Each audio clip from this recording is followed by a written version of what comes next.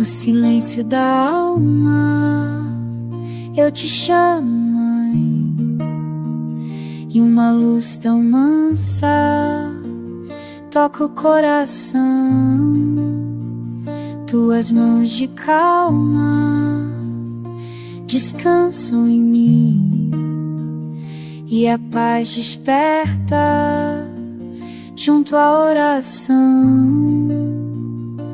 Quando a dor cansar meu caminhar, teu olhar me abriga e faz acalmar.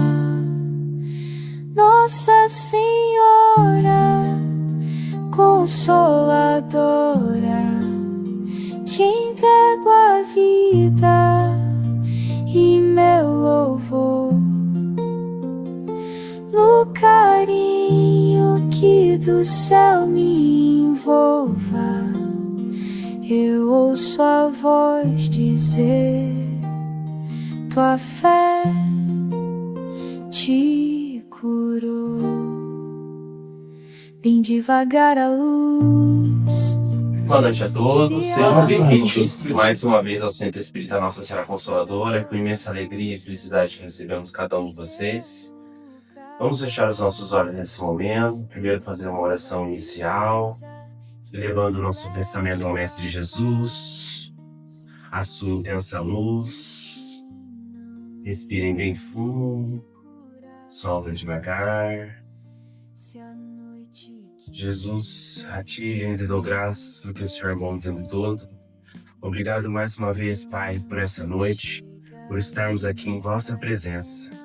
Agradecemos a espiritualidade de luz, que nos traz clareza, conhecimento, expansão, discernimento.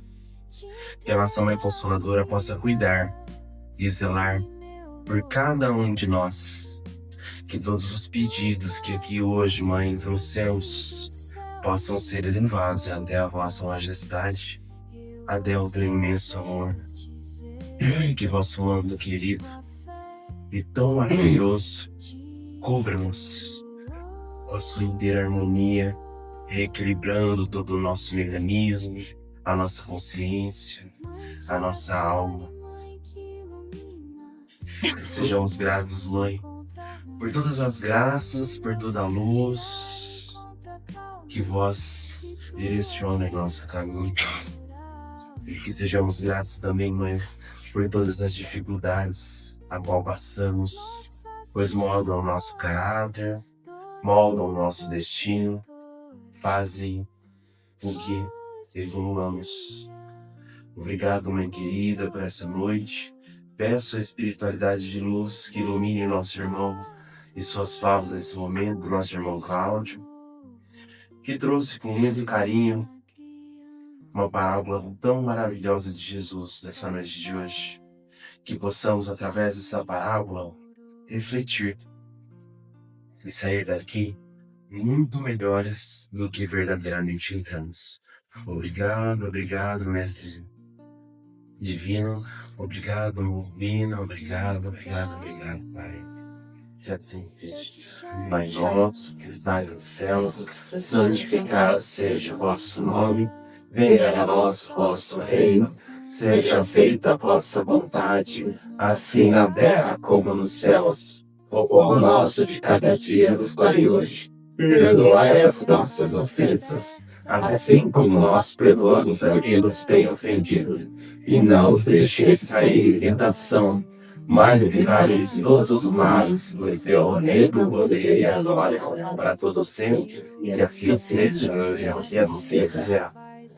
Passar os recadinhos rapidinho, aí eu já passo a palavra para o Claudião. Então, todas as terças-feiras a gente tem a palestra presencial, em torno de 1 horinha, de 50 minutos a 1 hora. Nós temos o passe coletivo hoje. Ao término do passe coletivo, se todo mundo se sentir bem, tem alguém aflitivo no corredor, pode tomar, tá liberado. Ou quem quiser permanecer para tomar o passe individual também, fique à vontade. Aí toma água e tá liberado, tudo bem? Certo?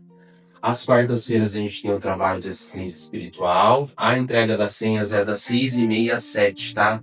Às 7 horas, das 7 às 7h20 a gente tem uma mini palestrinha, tá? Conduzida aí pela Libra, né? Pelo Luiz. E 7h20 a gente já inicia os atendimentos, tá? Nesse dia, preferencialmente, pessoal, vestir roupas confortáveis, sem decotes, nem roupas curtas, preferencialmente evitar carne vermelha no dia, não consumir bebida alcoólica no dia e principalmente no dia anterior para quem faz uso de álcool, tá? É um trabalho específico para quem está passando por alguma doença kármica, tá? Ou precisa de algum auxílio mesmo, tá? Seja depressão, ansiedade ou qualquer outro tipo de patologia, tudo bem? A gente também aceita doações de garrafinhas de água, né? Apesar que chegou bastante essa semana, né, Luiz? Sim. A gente usa água fluidificada para que as pessoas levem às quartas-feiras para realizar o tratamento, né? E às terças também a gente faz a utilização dessas águas para alguns atendimentos que são feitos, acaba sendo direcionado. E aos sábados, das 8 ao meio-dia, nós temos o nosso bazar beneficente, tá?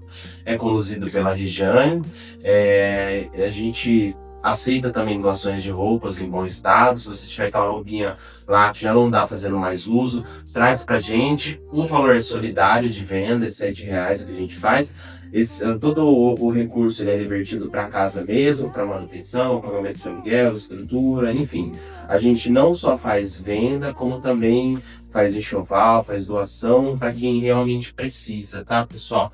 Então, inicialmente é isso. Queria passar a palavra para o nosso irmão Claudião. Seja bem-vindo mais uma vez, né? E tudo seu, fica à vontade, viu? Obrigado. O Claudião é uma pessoa muito querida, viu, pessoal? Tá com a gente quase desde do começo da casa aí, né? Que bom. Bom, né? Muita alegria que volta aqui, né? E hoje gostaria de levá-los a uma reflexão sobre a parábola de Jesus, do joio. Essa parábola de Jesus, ela está anotada por Mateus, capítulo 13, 24. Então vou ler a parábola, depois a gente vai interpretar. Vocês estão escutando aí no fundo? Sim. Quer microfone? Sim. Quer microfone? Quer? Não, dá uma edição.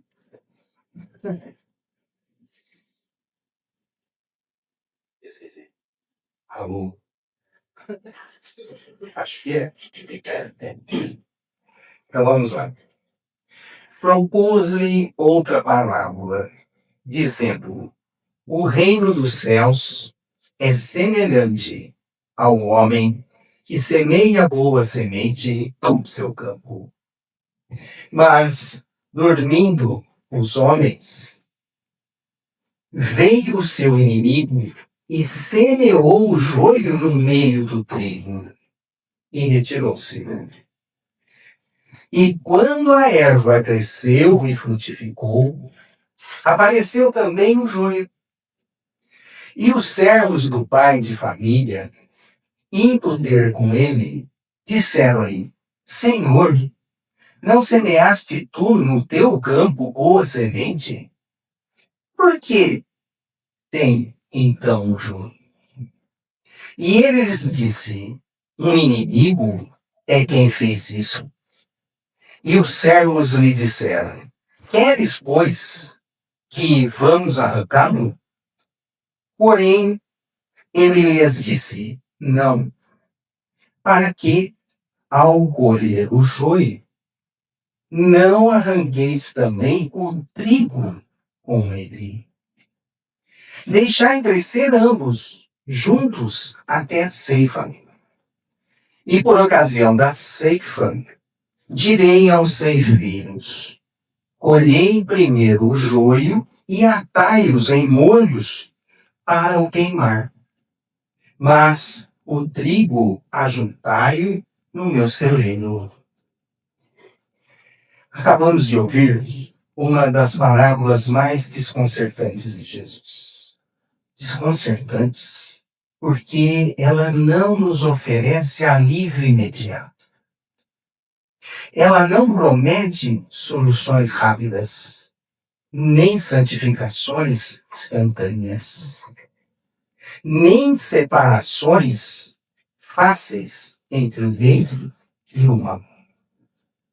Pelo contrário, ela nos coloca diante de algo que incomoda profundamente o ser humano. A convivência com aquilo que ainda não está resolvido dentro de nós. Jesus não disse, arranque o joio agora. Ele disse, deixai-o crescer, ambos juntos até a ceifa. E essa frase, quando realmente ouvida, desmonta muitas crenças espirituais que carregamos. Porque, no fundo, quase todos nós gostaríamos de arrancar o joio imediatamente.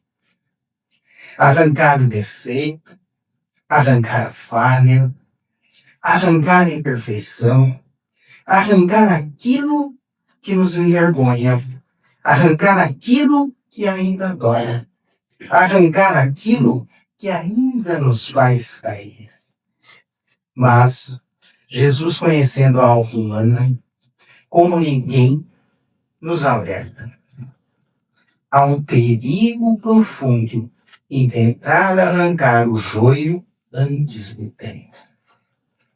Quando Jesus inicia a parábola dizendo, o reino dos céus é semelhante ao homem que semeia boa semente no seu campo, ele não está falando de um lugar distante, nem de um tempo futuro.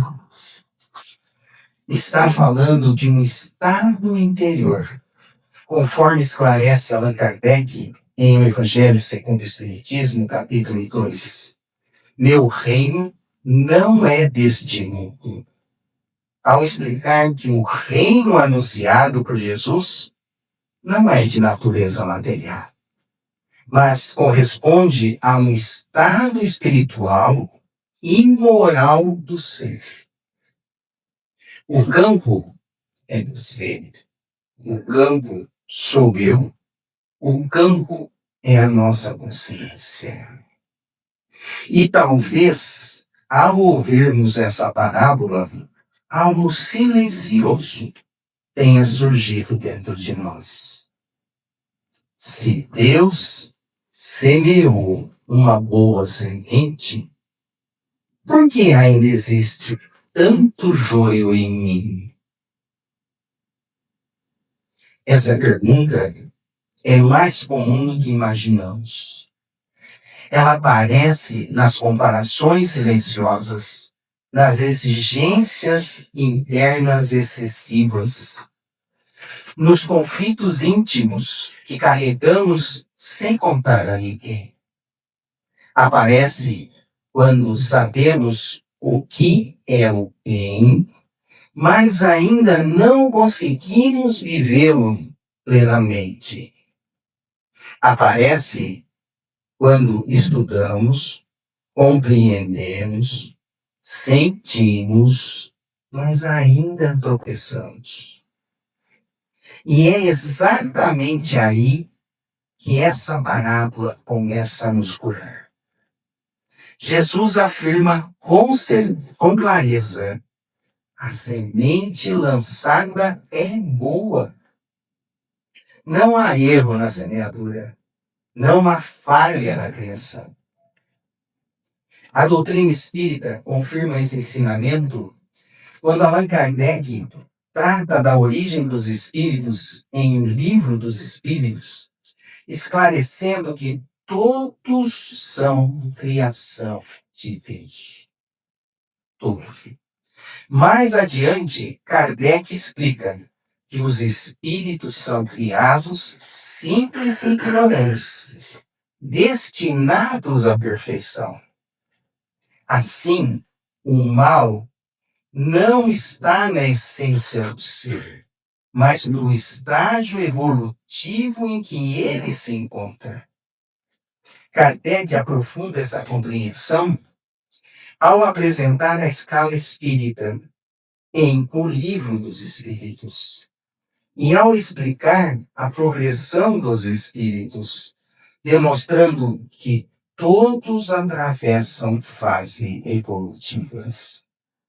O joio, portanto, não define quem somos, apenas indica o ponto do caminho em que nos encontramos.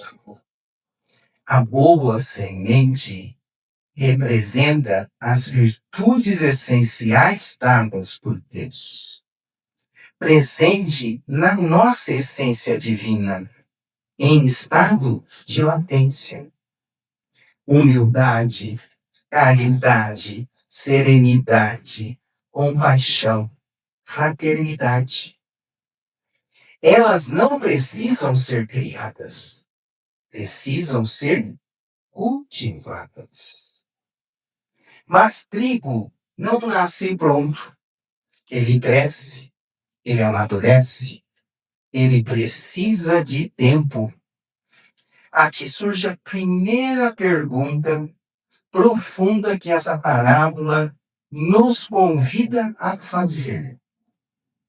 Será que eu tenho respeitado o tempo do meu próprio amadurecimento espiritual?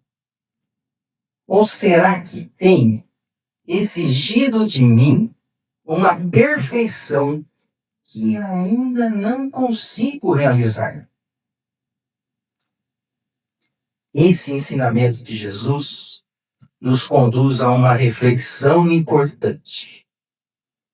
Quando exigimos de nós uma perfeição abrupta, criamos conflitos internos, geramos uma falsa luz, o perfeccionismo, e passamos a viver divididos entre o que somos e o que acreditamos que deveríamos ser.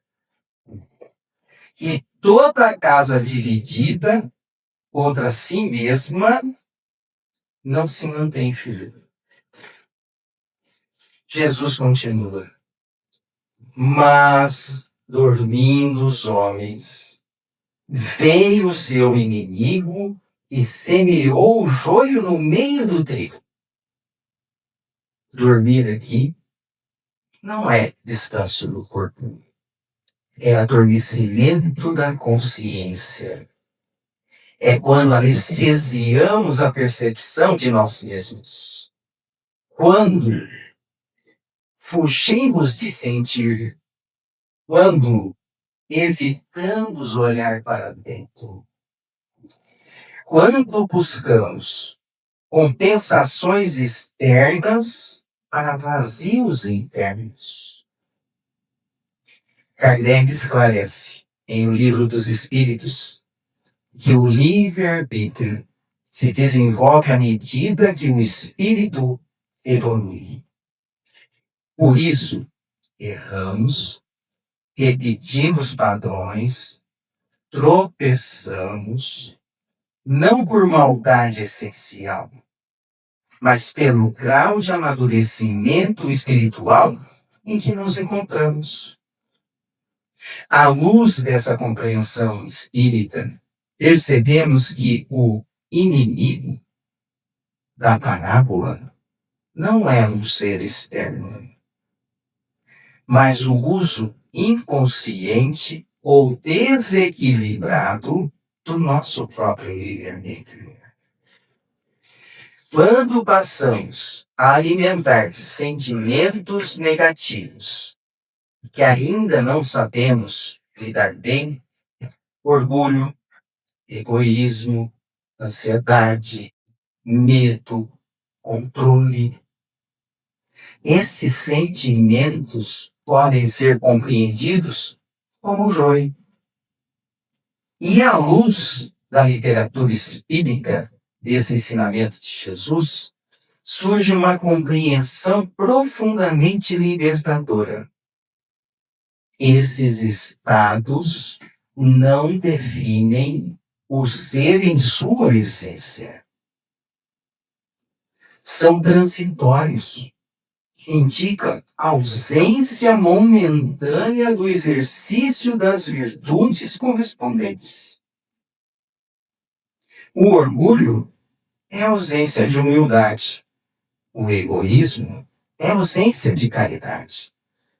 A ansiedade é ausência de serenidade. Aqui surge outra pergunta necessária.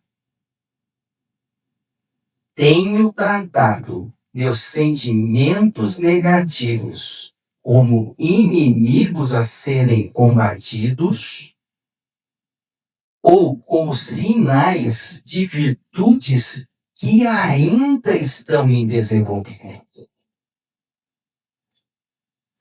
Porque, se tratamos como inimigos, entramos em uma guerra interna. A guerra interna nunca gera transformação verdadeira. Apenas repressão e máscaras.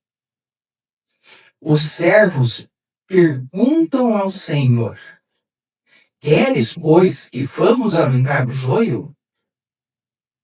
Essa pergunta expressa a pressa espiritual, o desejo de eliminar o defeito, sem compreender sua função educativa no processo evolutivo.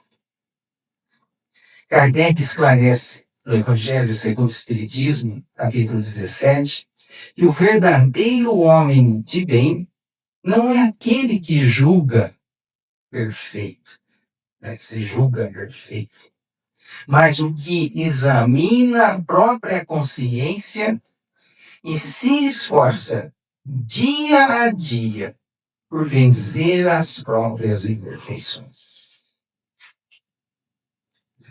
Talvez possamos entender melhor isso com uma situação muito comum no nosso dia a dia. Pense em alguém que já compreendeu os valores do Evangelho, que sabe o que é o bem, que deseja sinceramente melhorar.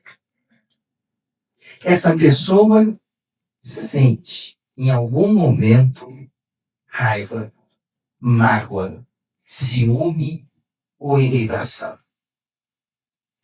E ao perceber isso dentro de si, pensa: isso é feio, isso não é espiritual, eu não deveria sentir isso. Então, ela engole o sentimento, não fala, não admite, não acolhe. Sorri por fora, mas por dentro se contrai. Faz o possível para parecer calmo, paciente e equilibrado. Aos poucos, começa a viver em tensão.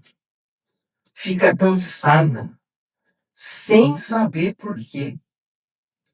Perde a alegria simples. E muitas vezes acaba se afastando das pessoas ou adoecendo emocionalmente. Sem perceber, ela não está cuidando do joio. Está tentando arrancá-lo à força. E nesse esforço, acaba machucando também o trigo que estava crescendo. Porque o sentimento difícil não foi educado, apenas reprimido. Esse é o risco da pressa espiritual. Querer parecer melhor antes de estar melhor. Jesus nos ensina que o caminho não é sufocar o que sentimos, mas aprender a lidar com isso com mais consciência, paciência e amor. Quantas vezes fazemos isso conosco? Reprimimos emoções, negamos fragilidades, vestimos máscaras de virtude, criamos um eu idealizado que não corresponde ao eu real. Esse ensinamento de Jesus nos alerta para um risco profundo. Ao tentar arrancar o joio antes do tempo, podemos comprometer o crescimento do trigo. Quando trazemos esse princípio para a nossa vida interior, percebemos que, ao reprimir sentimentos negativos, em vez de compreendê-los e educá-los, corremos o risco de sufocar o desenvolvimento das virtudes que ainda estão nascendo em nós. E isso ajuda a compreender porque tantas pessoas, apesar do conhecimento espiritual, vivem cansadas, em conflitos, emocionalmente exaustas. Gastam energia mantendo uma divisão interna constante. Aquilo que são versus aquilo que fingem ser. Jesus, então, oferece uma das orientações mais misericordiosas no Evangelho. Não. Não arranque agora. Não reprimam. Não violentem o processo. Não transforme o caminho espiritual em um fardo pesado.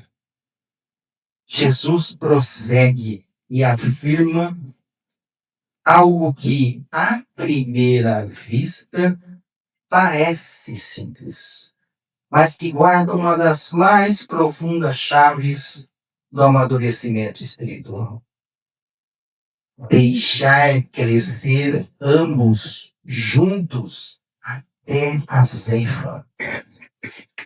Essa orientação desmonta a lógica humana da pressa e do controle.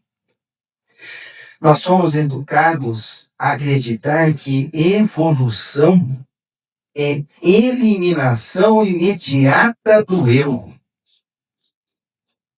Jesus nos convida a compreender que a evolução é respeito ao processo. O joio não é arrancado à força, ele é transformado com o tempo. Quando olhamos essa parábola com calma, à luz do Espiritismo, percebemos que esses sentimentos difíceis que carregamos não são quem nós somos. Eles passam, eles mostram apenas pontos da nossa vida onde ainda estamos aprendendo. Essa distinção é libertadora. Quantos de nós confundimos aquilo que estamos vivendo com aquilo que somos?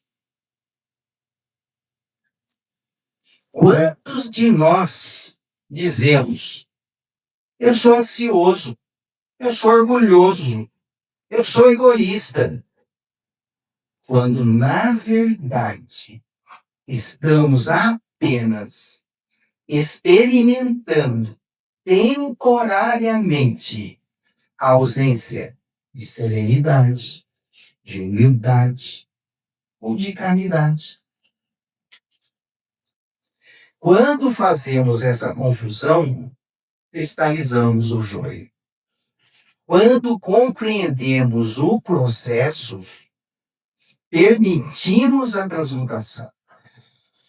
Grande parte do sofrimento humano nasce de um conflito silencioso. O choque entre o eu real e o eu idealizado. Ao refletirmos sobre esse ensinamento de Jesus, à luz da experiência humana e da doutrina espírita, compreendemos que o eu idealizado é a imagem de quem acreditamos que deveríamos ser. Muitas vezes construída a partir do conhecimento que já adquirimos, mas ainda distante da vivência que conseguimos realizar. O eu real, por sua vez, é aquilo que somos hoje, com virtudes em desenvolvimento e limitações ainda evidentes. O problema não está em idealizar. O problema está em exigir a idealização como realidade imediata. Talvez possamos compreender ainda melhor essa diferença entre o eu real e o eu idealizado, uma outra situação muito comum no nosso cotidiano. Pensemos em alguém que deseja sinceramente acertar. Essa pessoa conhece os ensinamentos do Evangelho, sabe o que é paciência, humildade, perdão, amor ao próximo. E justamente por saber disso, passa a se cobrar o tempo todo. Quando perde a paciência, se acusa. Quando erra, se julga duramente. Quando não consegue agir como gostaria, sente culpa. Aos poucos, essa pessoa começa a viver em tensão constante. Nunca se sente suficiente. Nunca se sente em paz. O ideal que deveria orientar passa a pesar, aquilo que deveria iluminar começa a ferir. Ela não sofre por ser imperfeita. Sofre por não se permitir ser humana. Sem perceber, ela trocou o ideal por uma cobrança. Em vez de usar o modelo de Jesus como referência amorosa, passou a usá-lo como medida de acusação. Isso vai endurecendo o coração, tirando a leveza do caminho, afastando a alegria de caminhar.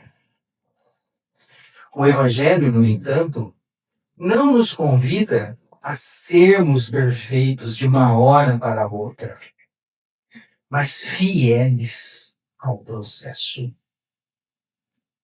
O ideal existe para nos mostrar a direção, não para nos condenar por ainda não termos chegado.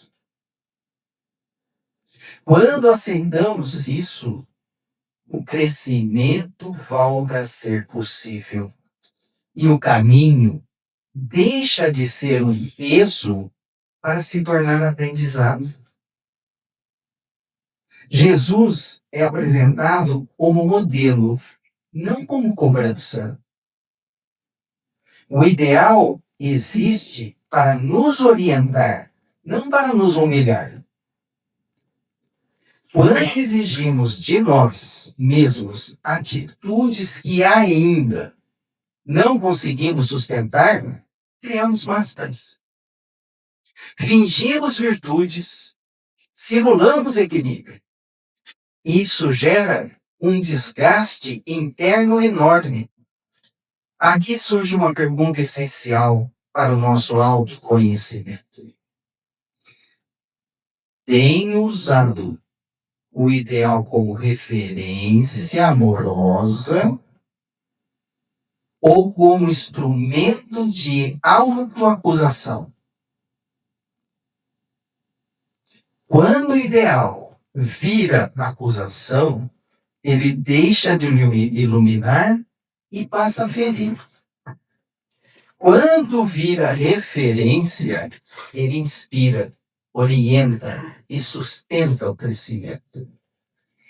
Ao refletirmos sobre esse ensinamento de Jesus, à luz da doutrina espírita, chegamos a uma compreensão muito libertadora. Aquilo que chamamos de ego não é algo mau, nem algo que precise ser destruído. É apenas uma parte nossa que ainda está aprendendo. O ego aparece quando ainda não sabemos agir com amor em certas situações. Ele ocupa um espaço onde a consciência ainda está amadurecendo. Por isso, lutar contra o ego só criamos conflito. O que realmente o transforma é o exercício diário das virtudes, pouco a pouco, no ritmo da vida. Não é lutando contra o orgulho que desenvolvemos humildade. É praticando humildade, pouco a pouco, que o orgulho perde força. Não é combatendo a ansiedade que alcançamos serenidade. É exercitando a confiança e a presença que a ansiedade se desfaz. Tudo acontece de forma gradual e suave, conforme Jesus ensinou, com o jugo leve e o fardo suave. Aqui cabe outra pergunta transformadora. Tenho me permitido aprender com as minhas imperfeições ou tenho me punido por elas? A punição gera medo. O aprendizado gera consciência. Jesus afirma que haverá um tempo certo, a ceifa, em que o joio será separado do trigo. No plano individual, essa ceifa não é um castigo, é um movimento de consciência ampliada, em que passamos a reconhecer com mais clareza o que precisa ser transmutado. A ceifa acontece quando estamos prontos, nunca antes, nunca à força. Talvez possamos compreender melhor essa ideia no tempo certo, como uma situação simples da nossa vida. Pensemos em alguém que decide mudar um hábito difícil. Controlar melhor a ansiedade, falar com mais calma, reagir com menos irritação. Nos primeiros dias, essa pessoa se esforça muito. Vigia cada pensamento, cada palavra. Mas quando percebe que ainda erra, que ainda se irrita, que ainda sente o mesmo desconforto, começa a se frustrar e a pensar: isso não está dando certo. Eu não consigo. O problema não é o processo, é a expectativa sobre o tempo. Aquilo que está sendo trabalhado ainda não amadureceu o suficiente para sustentar a mudança. Se essa pessoa insiste em cobrar resultados imediatos, corre o risco de desistir antes da hora. Mas quando compreende que cada passo tem seu tempo, que cada aprendizado precisa ser vivido, ela relaxa, persevera e segue. Assim também acontece com o nosso campo, conosco espiritualmente. Algumas transformações só acontecem quando estamos prontos para acolhê-las. Antes disso, o que nos cabe é cuidar do terreno e confiar no tempo. Ela ocorre quando a virtude essencial já está suficientemente fortalecida para sustentar a transformação. Antes disso, arrancar o joio seria arrancar também o trigo. Ou seja, comprometer o desenvolvimento das virtudes que ainda estão frágeis. Kardec esclarece em O Livro dos Espíritos que as penas e gozos futuros decorrem do estado moral do espírito, tendo sempre finalidade educativa. E explica que o bem reinará na terra quando os espíritos bons predominarem, pelo progresso moral e não pela destruição dos imperfeitos. Isso explica porque certos padrões só se dissolvem depois de muito tempo. Não por falha, mas por respeito ao ritmo da alma. E isso nos conduz a uma compreensão profundamente acolhedora. O caminho espiritual não é uma corrida, é um cultivo. É importante deixar algo muito claro. Aceitar a presença do joio não significa acomodar-se a ele. Significa não violentar o processo. Aceitar é reconhecer. Reconhecer é conscientizar. Conscientizar é transformar. A transformação verdadeira nasce do alto amor lúcido, não da repressão. Quando nos aceitamos como seres em construção, abrimos espaço para o desenvolvimento real das virtudes essenciais. Aqui está a grande síntese desta parte da parábola. O reino dos céus começa quando fazemos as pazes com o nosso processo evolutivo.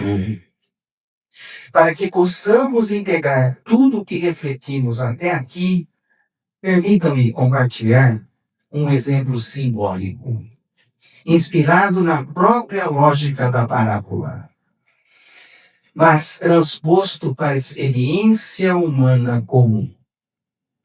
Havia um homem chamado Ezequiel. Desde muito jovem, ele trazia dentro de si um ideal elevado de retidão.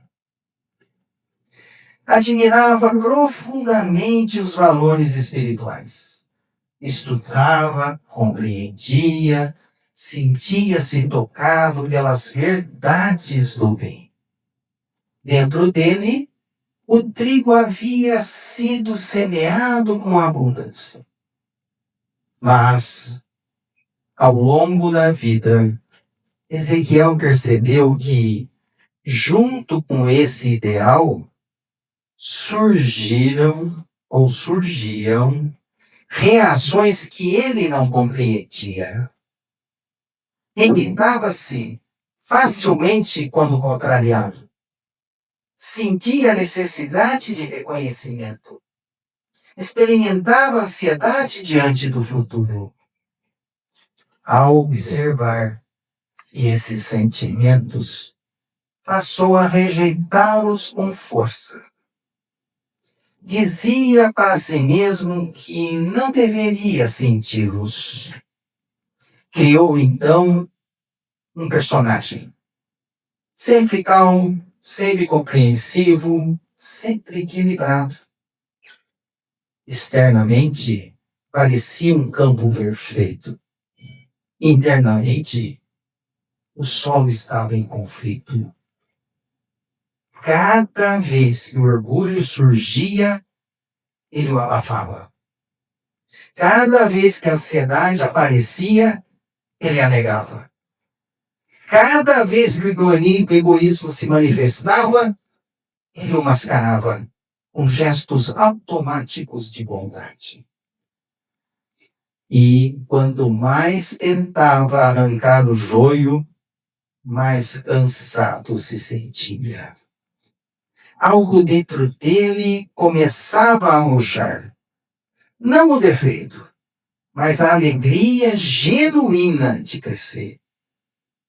Foi somente quando Ezequiel se permitiu olhar para si com honestidade que algo mudou. Pela primeira vez, ele reconheceu: esses sentimentos não são quem eu sou. São sinais de virtudes que ainda estou aprendendo a viver. A partir desse instante, ele não passou a justificar o joio, mas deixou de combatê-lo. Quando a ansiedade surgia, ele buscava pequeno exercício de presença. Quando o orgulho aparecia, treinava gestos simples de humildade. Quando o egoísmo se manifestava, iniciava ações discretas de caridade, possíveis, reais, sem exibição. O tempo passou sem violência, sem agressão, sem exigência irreal. E algo começou a acontecer de forma natural. O trigo foi ficando mais forte à medida que as virtudes iam sendo vividas no dia a dia. Aqueles sentimentos difíceis iam perdendo força. Não porque foram arrancados à força, mas porque deixaram de ser alimentados. A consciência foi clareando, a luz foi chegando. E aquilo que antes ocupava tanto espaço foi, pouco a pouco, se transformando. No momento certo, a ceifa aconteceu. Não como punição, mas como libertação. Ezequiel percebeu, então, que o reino dos céus não estava fora, nem depois, nem distante. Ele se manifestava ali mesmo, na paz possível, no amor em exercício, na aceitação lúcida do próprio processo. A parábola do joio e do trigo nos ensina algo profundamente consolador. Deus não tem pressa conosco. Quem tem pressa somos nós. Jesus não nos pede perfeição imediata. Ele nos convida à fidelidade ao processo. Enquanto houver trigo crescendo, o joio pode esperar. Enquanto houver amor em desenvolvimento, o ego será educado. Enquanto houver consciência em expansão, nada estará perdido. Talvez o maior gesto espiritual que possamos fazer hoje seja este: olhar para nós mesmos com mais verdade.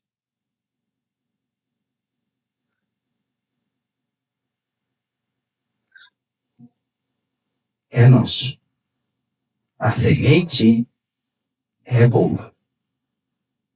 E o tempo trabalha a favor da alma.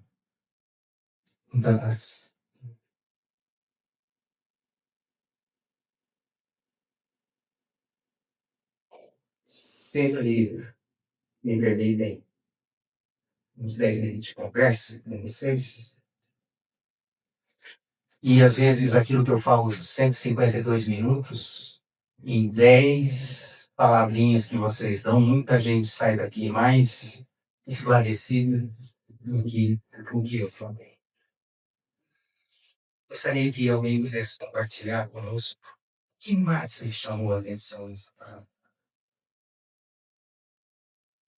Sempre peço calma nessa hora, porque é muita gente e eu tenho que começar a contar aqui, não, devagar, calma, não. O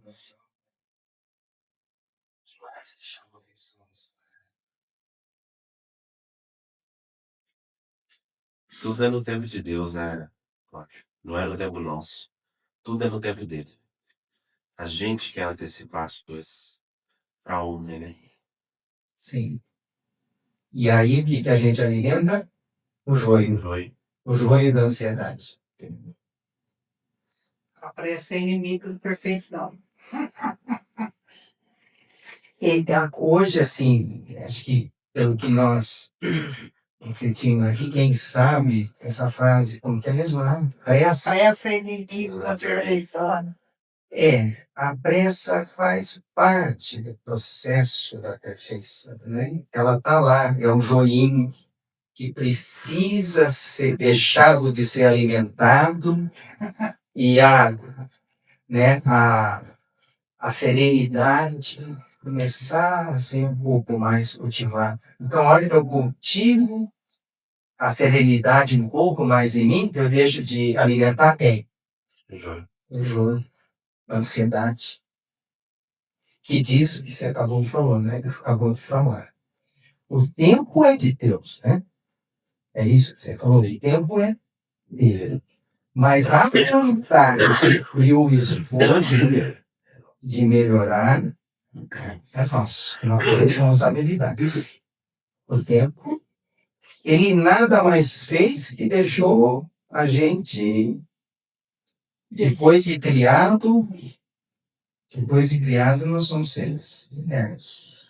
Mas eu acho que é errado também falar que sinal que não chegou porque não foi o tempo de Deus. Porque sempre há tempo de plantar, sempre há tempo de colher. Né? Às vezes a gente só está usando a semente na estação errada. Então vai, troca a semente, troca a atitude, molda o seu caráter novamente, para que as coisas aconteçam. Porque às vezes também a gente entra nessa sinergia, né? Ah, se não aconteceu, não é para ser ainda. Será que a gente está usando a semente certa? Será que a gente está usando as virtudes corretas? Será que a gente está cultivando, né? É assim, só estou fazendo uma analogia à parada. A semente é sempre boa. A semente é sempre boa. Porque nós fomos criados por quem? Deus. A essência de Deus é o quê? Perfeito. Amor, né? A essência de Deus é amor. Então, esse amor, todos nós, sem exceção, temos lá dentro, está adormecido dentro de nós. Então, a semente é boa. Todos nós somos uma boa semente. Só que cultivamos, às vezes, o nosso campo com essa semente, né, que é boa. Às vezes nós cultivamos de que forma? Alimentamos o joio. Não alimentamos o trigo. Então, nesse momento, quando a gente começa a alimentar o trigo, o joio deixa de ser alimentado. Então, há uma transformação em nós nesse momento. E é lúcida, é consciente, não é forçada, não é amor, não é o eu idealizado que está acontecendo. É o eu real que está se transformando. E a gente tem a coragem, né, Cláudio, de nos conhecermos, aceitar a nossa imperfeição, a coragem de iniciarmos a nossa transformação, a coragem de pararmos de vestir as máscaras, como o exemplo que você disse, né? Diante de alguma imperfeição, né, de algum joio, eu já automaticamente pratico alguma coisa ali para poder encobrir, tentar mostrar que eu sou perfeito. E aí, no meu íntimo, vem a punição, né? E principalmente deixar de praticar a punição. Mas tudo isso advém de da nossa cultura, né? A gente aprendeu a ser desse jeito, a ser assim. Então, é a gente aceitar e ter a coragem de mudar. E aí, essa mudança aí tem vários sinônimos, né? A reforma íntima, a transformação. Então, é sobre isso, né? A gente se conhecer, a gente aceitar as nossas imperfeições e começar a seguir, prosseguir. Então, essas imperfeições são sinais ainda de virtudes que ainda não conseguimos alimentá-las. Alimentado, né? Mas se você começa a ficar lúcido, consciente desse joio, você começa pouco a pouco, dia a dia, vivendo a sua vida, mudando essas atitudes, ações, para que você pare de alimentar o joio e alimente aquele trigo necessário naquele momento. Que nem uma irritação, né? Eu me irritei. Por causa disso, eu sou imperfeito, então eu não mereço que as pessoas... Não. Tenho as minhas imperfeições, tenho os meus joios, percebi que me irritei. Numa próxima oportunidade, eu vou tentar fazer diferente. E vou tentar quantas vezes for necessário fazer diferente. Porque se eu fizer igual, o bom sai do meu jeito, né? Fizer igual, a gente sempre, né? Então, eu tenho que fazer algo diferente. E esse algo diferente é deixar de alimentar a irritação e alimentar o amor. E como que eu faço isso? Me aproximando do Criador, de Cristo, por exemplo. Porque quanto mais eu me afastar dos seus ensinamentos de Cristo, mais alimento eu estou dando para o meu joio. Isso é inversamente proporcional. Eu me aproximo de Cristo, eu deixo de alimentar o joio, eu vou alimentando. Porque me aproximando dele, eu estou praticando amor, estou praticando o equilíbrio, o respeito, estou levando a minha moral. É como me perguntaram uns tempos atrás, como eu me mantenho conectado o tempo todo? Praticando e seguindo o nosso modelo e guia, né? Quanto mais eu sigo, mais eu estou conectado, mais eu vou chegando nesse comportamento que você citou aí, deixando de alimentar o joio. É isso mesmo, quer dizer, só trazendo a realidade do espiritismo, né? Quando eu estou me conectando com Jesus, o que eu estou fazendo? Eu estou cumprindo a lei de amor, justiça e caridade. Então, eu fui amoroso comigo e com o próximo. Eu fui caridoso comigo e com o próximo. Eu fui justo comigo e com o próximo. Se eu conseguir responder essas 6 questões, naquela ação que eu fiz. Claro que a gente às vezes não vai conseguir pensar tudo isso na hora para fazer, já fez, já não teve paciência, já se irritou, né? Mas depois pode fazer um pensamento, será que eu fui amoroso comigo, com o próximo? Será que eu fui justo comigo, com o próximo? Será que eu fui carinhoso comigo? Então aí você pode até abrir um caminho para você fazer seu autoconhecimento, né? Ou seja, estou praticando a lei de amor, justiça e caridade? Quando eu pratico a lei de amor, justiça e caridade, eu estou alinhado aos ensinamentos de Jesus, né? Então estou conectado a Jesus. Agora, Jesus desconecta de nós, né? Como que ele pode se conectar com a gente se a gente está sendo descaridoso, desamoroso? Ele nos ama incondicionalmente, mas a conexão sou eu que tenho que fazer. Porque ele continua, o amor dele está aqui, está em todo lugar. Então ele está conectado com a gente. E ele é o transmissor, nós não temos que sintonizar. E só nos sintonizamos quando cumprimos a lei de amor e justiça. E o termo que eu utilizo que as provas da nossa vida, a gente já passou por algum grau de escolaridade aqui. Né? Quando você está fazendo a prova, está passando pela prova ali com as questões, o professor não está sentadinho ali quietinho, te analisando, te olhando. É a mesma referência que eu utilizo para Jesus. Ele está na mesma sala, no mesmo ambiente. Você está passando a prova. Às vezes você grita, fala, mas eu queria escutar o senhor não fala comigo. Na verdade, a gente está tentando buscar a resposta. Então, você se irritou, você alimentou o joio, É sobre isso. né? Alimentou o joio, você quer que ele faça o quê? E aí, sempre não esquecendo que ele sempre está ali, Sim. olhando por nós. Né? Está sempre. O amor dele por nós, nós não acabamos nos conectando com ele nesses momentos. Fica tentando colar na prova. Fica tentando colar na prova. E é muito interessante isso que você falou, porque isso é a fidelidade ao processo. Ser fiel ao processo. Não querer nem antes, nem depois.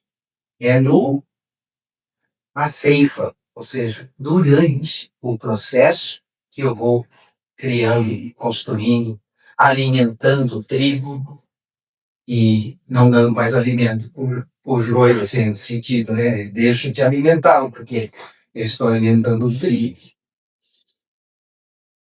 Muito bom. Muito obrigado. Alguém mais? Não? Então bom.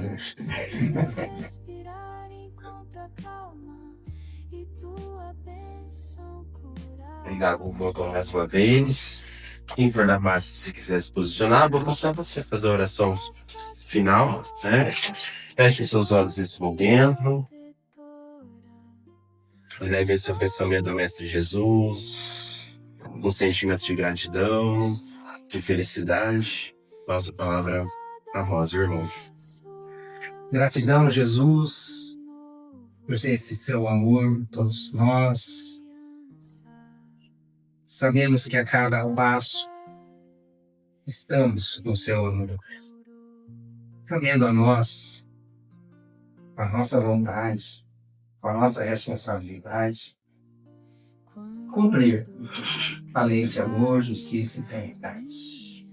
E assim, com certeza, estaremos alinhados aos seus ensinamentos. E sempre estivermos nos referenciando, tomando como norte, tomando como rumo na nossa jornada a Jesus, estaremos sim alimentando o trigo que existe em nós, cultivando ele cada vez mais e assim nos tornando pessoas melhores. Que no amor de Deus, na sua justiça, que Ele nos continue nos fortalecendo para a nossa jornada. E assim seja. Ave Maria, cheia de graça, bendita bendita sois vós entre as mulheres, e bendito é o fruto do vosso ventre, Jesus. Santa Maria, Mãe de Deus, rogai por nós, pecadores, agora e na hora de nossa morte. E assim será. Fiquem em paz, que Jesus os acompanhe por toda a eternidade. Quem já se sentir bem, está liberado. Quem ainda permanecer em oração, conectado com o nosso Mestre Jesus, os trabalhadores da casa vão chamando ele. Tudo bem? Deus abençoe, meu pessoal. E meu louvor no carinho que do céu me envolva. Eu ouço a voz dizer